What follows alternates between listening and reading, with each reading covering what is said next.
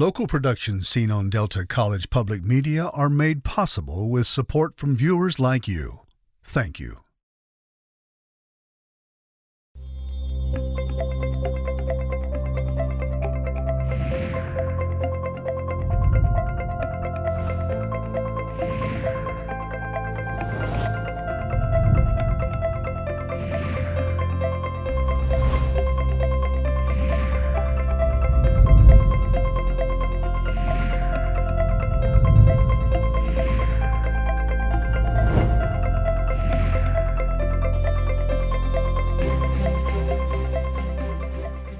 Hello, everyone. I'm Junia Doan, welcoming you to Junia Doan's Spark. Thank you for joining me today, along with my guest, Nadine Strossen. Nadine is the John Marshall Harlan II Professor of Law Emerita at New York Law School, past president of the American Civil Liberties Union, and host and project consultant for Free to Speak, a 3-hour documentary film series on free speech. Welcome, Nadine. So tell us about this documentary, how it came to be, what is its purpose, why is it important? Junia, thank you so much for giving me the opportunity to talk to you and your audience members and fans about such a timely and timeless topic, freedom of speech, and the importance of freedom of speech and the danger of censorship. No matter who you are, no matter what you believe, your ideas and expressing your ideas and acting on your ideas and implementing your ideas depends on robust freedom of speech. So I have been a lifelong human rights activist, and from that perspective, I have been a lifelong free speech crusader because I know from experience that every cause I have advocated, from civil rights to, in chronological order, anti-Vietnam War protests to students' rights to women's rights to reproductive freedom and on and on and on, all of these causes have depended upon a very robust concept of free speech. So I was thrilled to be given the opportunity to serve as a project consultant and host of a wonderful 3-part documentary film series produced by the Free to Choose network called Free to Speak. And the 3 parts focus on government and society, science and religion, and art and education. Because unfortunately, in all of these areas, all over the world, we have seen continuing assaults on free speech, speech that expresses a wide range, dare I say, the complete range from left to right of ideas on every single topic under the sun, where speakers of every kind of identity have been subject to suppression. And, you know, they say that a picture is worth 1,000 words. I think a moving picture is worth 1,000,000 words. To see these actual incidents that have been filmed literally on every continent on Earth except Antarctica, really, and I give such credit to the great filmmakers and to the courageous people they interviewed all over the world. It really gives concrete, tangible meaning to the essential role of free speech in a way that my words are just a pale imitation. So one of the things that, uh, since I was alive in that period, was when they talked about rights, individual rights and so forth, and free speech later, there was never a discussion of responsibility. And as I was thinking of responsibility, I thought the role of, say, religion, you might say, the role of the Ten Commandments might play in there because people would, um, I don't want to say self-censor, but say things so it could be heard maybe better or worse. But right now, we have free speech, but I don't know that there's any development of a responsibility to hear. another person's point of view and Oh, regard it. You don't have to agree with it, but regard it. you know, you are making such important points. And putting on my hat as a lawyer and law professor, let me say that I do, of course, write a lot about what the legal protection should be of free speech and what the legal restrictions should be against censorship. But let me underscore, in my terms, the very important point that you're making, Junia, which is that essential as it is to have speech protective law, that is necessary but not sufficient to have a culture and a society in which free speech thrives. For starters, as you rightly say, we're not going to have meaningful free speech in the sense of communicating with other people, discussing with other people, learning from other people, changing our own understandings or changing somebody else's understandings, unless we listen to each other, not just talk at each other, but engage in dialogue, discussion, debate, dissent, but in a respectful, constructive, open-minded way. So and this is why I spend so much time, as I say, crusading or evangelizing. I do use those rather religious terms because I do consider this a sacred mission, sacred not only for individuals, but for relationships between individuals and for our society. If we are to have a peaceful, functioning society and to have peaceful interactions with each other, we really need to respectfully listen, especially to those with whom we disagree. So Rotary has a concept or a pledge they say every time they meet, which is weekly, and it's an around the world organization, as you know. And I think there are 4 points they ask themselves. Is it true? Is it fair? Will it promote better relationships? And the fourth one, maybe I don't remember exactly, but in the same harmony kind of way, to be responsible for what you do. And the emphasis, this goes back to 1910 or 15, that the relationship is also part of the embracing of being human, not just where you disagree. And Mhm. I don't know, do you see that in any of your team members? Mhm. You know, that's so interesting that you mentioned Rotary because I was invited to speak to a local chapter of the Rotary International organization here in my hometown of New Milford, Connecticut. And then, due to the pandemic, unfortunately, it got canceled and never was rescheduled.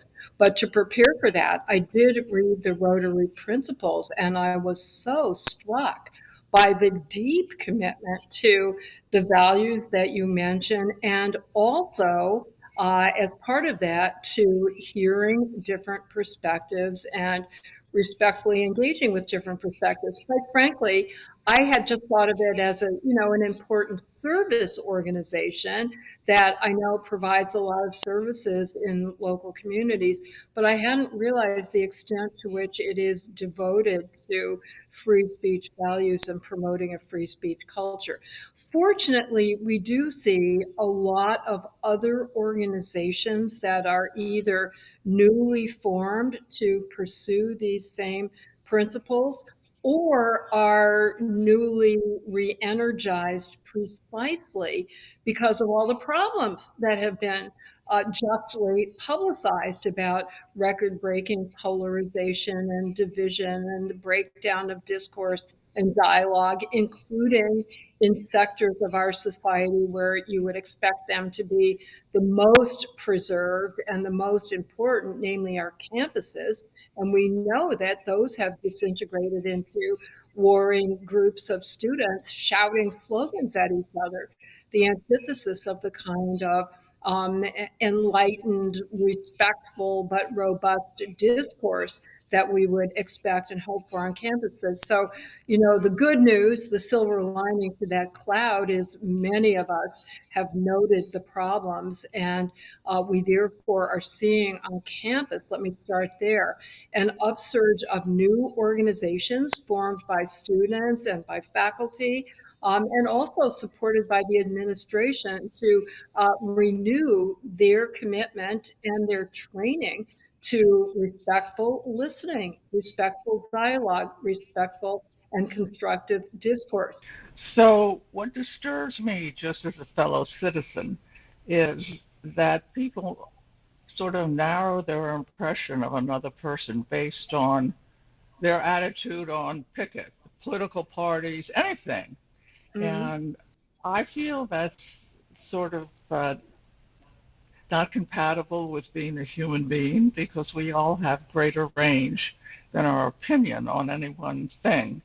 And I don't know how, or I'm really asking your suggestions of how, Mhm. if you agree, maybe you don't agree, Oh, how I that totally could be reintroduced. For example, Yale, they wanted to bring up someone from a judge, I think it was on the right, and then the law students marched to interrupt the lecture, which I think they did.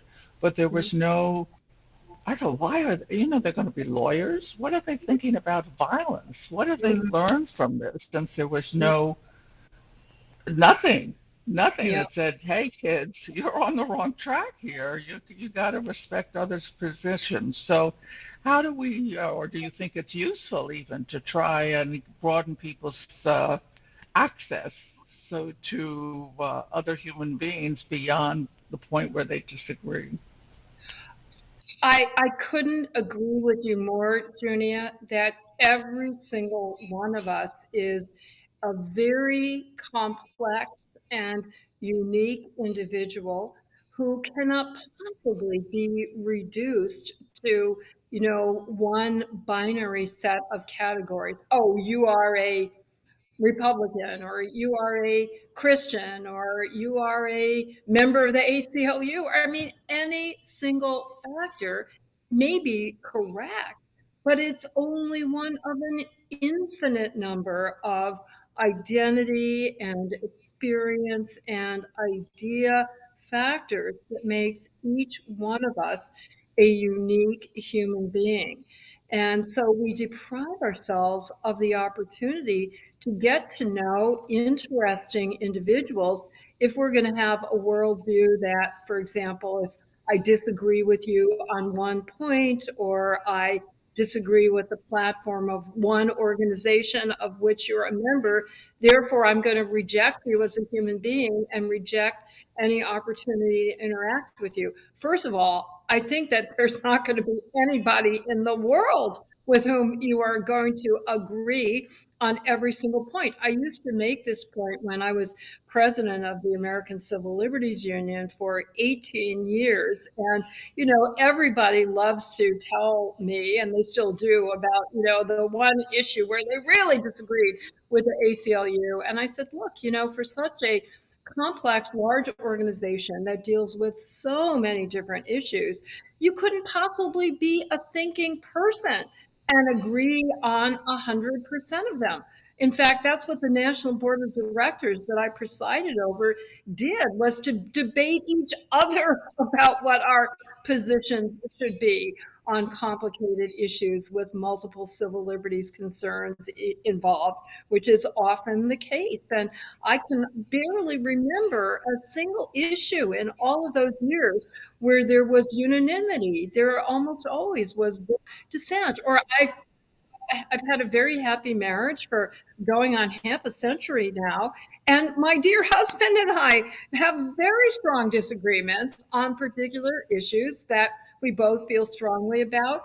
That does not in any way diminish our love for each other or our capacity to have a wonderful partnership. So I think if people would just dwell on that, they would understand that you cannot single out one particular aspect of somebody and completely reject them. In fact, let me take an extreme example because people are always asking me about extreme examples. What about a white supremacist? Obviously, those values could not be more antithetical to my own as a human rights activist, as a Jew, the daughter of a Holocaust survivor. But I have read the most moving accounts by former white supremacists and people who have lovingly, constructively, patiently reached out to them to wean them away from their views and lead them to repudiate their views and dedicate the rest of their lives to trying to stop other people from going in that direction. You've been involved in legally in rights and social justice. Would you describe to the audience what was social justice when you were practicing this in the last 30 years or so, and what does it mean now versus justice?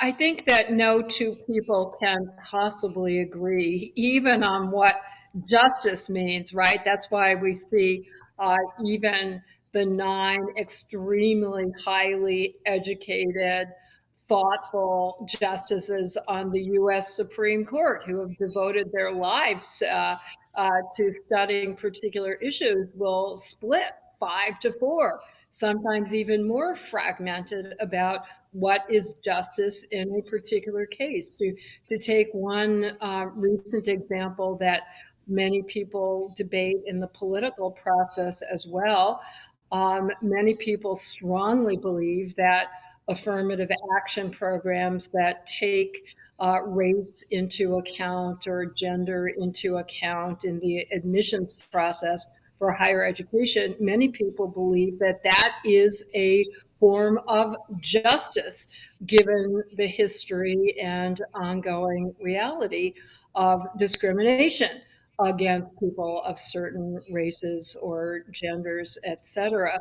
On the other hand, there are many, including a majority of the current Supreme Court, and according to public opinion polls, interestingly enough, a majority of Americans who believe that it is I'm going to interrupt only because I have such limited time with you, and I'm I'm so sorry, fascinated by what you have to say. But you please. were a law professor for quite a while, and I wondered if you'd share with us what you learned about teaching. What's the best way to teach? What's the best way to learn? First of all, I don't consider it an interruption. Please, this is a conversation, and the more interactive it is, the better. Critical inquiry, critical analysis, getting people to the students to and here's the mantra that I use for my students over the decades, and they could all quote it to you, that they have to be able to understand, articulate, and advocate every plausible perspective on every issue. That means every perspective that can be backed up by evidence and by reasoned analysis. They must also be able to present that perspective in appropriate professional language that would be suitable, for example, for a court of law or a formal meeting. And so, again, my mission is to teach them how to think, not what to think. And you like debate as a way of um, learning it. And Junia, even more than debate, discussion. I was a state champion debater, if I can say that, when I was a student. So I have, and I've done plenty of debates on TV and so forth. But debate tends to accentuate differences, right? Because we want to score rhetorical points against our opponents, and we want to win the debate. But for those of us who are trying, as I take it, you are certainly trying to help people understand that these complicated issues are not matters of binary black and white, yes or no, but they're really Layers shaped. and nuance. Exactly. And I think that comes out better through discussion than through debate.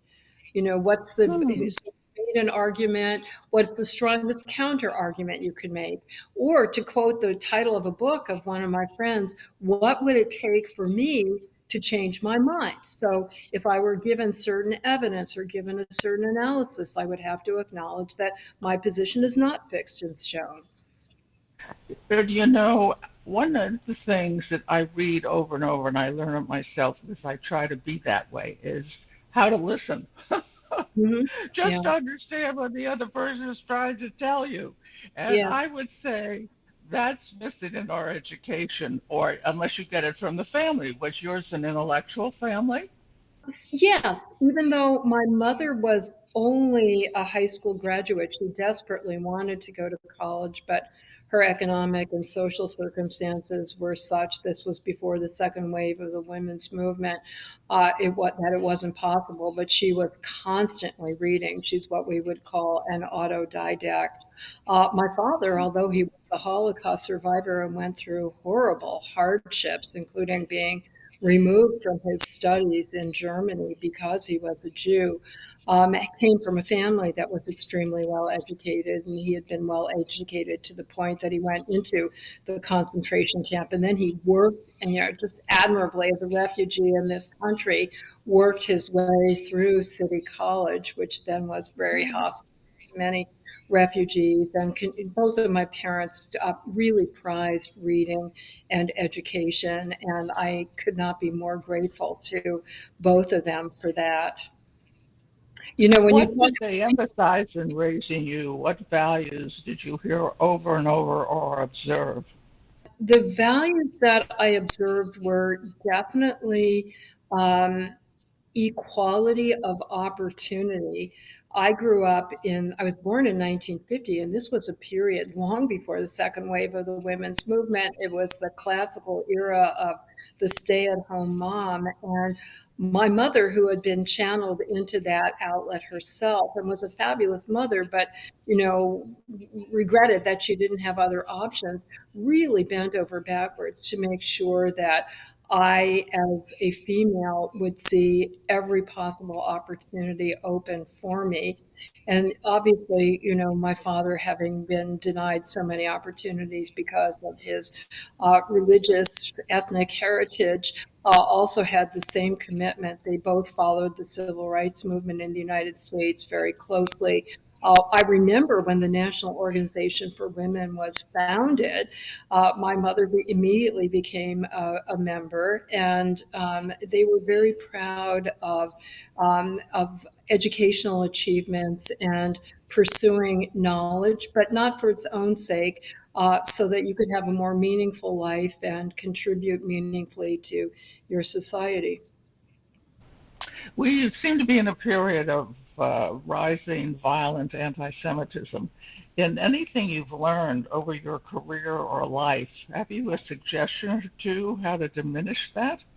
I think that, see, I'm a big believer in education. And I think I basically have real faith in humanity and human nature. And I do believe that the vast, vast, vast majority of human beings do uh, have basically decent values and respect for each other, that they are that any form of discrimination or hatred reflects ignorance and fear. And you conquer that by getting to know the other, the feared other or the suspected other. And while that's not just a matter of my own intuition, Junia, as you may know, the experts who have studied the causes of and solutions for discriminatory attitudes have reached that conclusion, starting with famous sociologist at Harvard, writing right after the Holocaust about the nature of prejudice, reached conclusions that have been reaffirmed, hundreds and hundreds of times in many contexts, that the best way to overcome negative attitudes and prejudices toward any group, whether it's defined by religion, race, gender, ideology, anything else, is to actually have interactions with members of that other group. And that's one of the reasons why integration is so important, to give us opportunities to actually interact with other people. One of the most I'm going heartening. to interrupt right there because I have to wrap up the program. I'm Oh, so sorry. Such a fascinating topic and person, and so generous of heart. So I think what we've learned from you is the important role of fairness in life, and the importance of really people having the best opportunity they can, unencumbered by things that block them just because they have no say of that particular aspect. And I really am impressed that you think about the effect of this effort on the surround, and that you're very protective of human, the importance of human friendship and dynamism. And I, I, I just can't wait to see the next program you do or the next thing you get involved with. Just give me a quick note. What is your passion now? free speech and intellectual freedom. I stopped teaching full time at my law school, despite the fact that I loved teaching and my students seemed quite fond of me, because I really have become a full time crusader and evangelist on campuses all around the country and other forums all around the world. These issues are of worldwide concern. So, shortly after Labor Day, the new speaking season will begin. And one of my very first talks this season will be at Berkeley, the University of California at Berkeley, for an event to honor the 60th anniversary of the famous and very impactful free speech movement at Berkeley. Good for you. See you another time or in the city. Thank you so much for Somewhere. everything you do, and thank you for listening. To contact Junia, send her an email at juniadonsthespark@gmail.com. For more information, program schedules, and news about future guests, go to www.juniadonthespark.com. Thank you for joining us. See you next time on Junia Doan's The Spark. Local productions seen on Delta College Public Media are made possible with support from viewers like you. Thank you.